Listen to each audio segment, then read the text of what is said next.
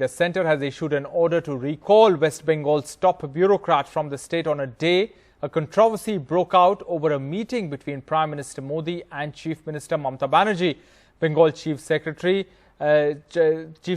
tenure was extended for 3 months only 4 days ago.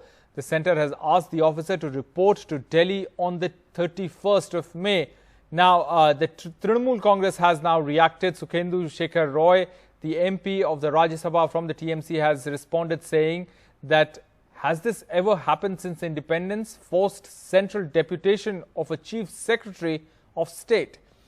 All right, let's go across to Arvind Gunasekar to understand more on this story. Arvind, what's the protocol or convention here? The state government will have to relieve him, isn't it?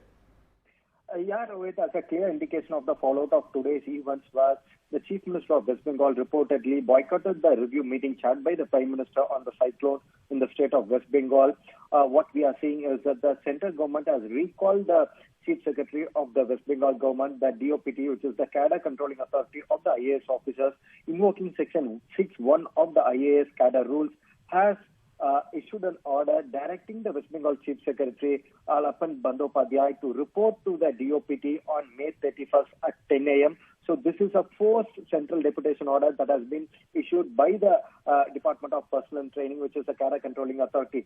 Though the central government has issued an order, we have to wait for the response of the state government, because as of this moment, he is under the cadre of the state government. So only if the state government relieves him, he can come and take charge in the central government. But if the state government does not relieve him, then there is no question of him coming and taking charge, coming and reporting to the central government on May 31st. Though the Section 6(1) of the IAS cadre rule says that if there is a disagreement between the central and state government on the deputation of an IAS or an IPS officer, the decision of the central government is final. So that particular rule says that if there is a disagreement. But what we are seeing, what we are being told is that there is still a lacuna even here. If the state government delays taking a decision, and if it continues to refusing to relieve him from the state cadre, then there is no question of the disagreement and there is no question of this particular provision kicking in. So we have to wait and watch for the response of the state government. But what we are seeing is that this is not the first time the centre has invoked such a rule,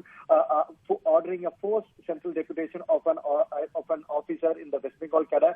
Earlier on December 12th, we did see a similar kind of order from the Minister of Home Affairs, directing 3 IPS officers to report to the central government. But this time what we are seeing is a DOPT, which comes under PMO, directing the Chief Secretary of a state, recalling him and asking him to report to the central government. So again, we are waiting for the response of the West Bengal government. Another very important point, just 4 days back, the central government had given a 3-month extension in service to the West Bengal Chief Secretary, who was supposed to retire on May 31st.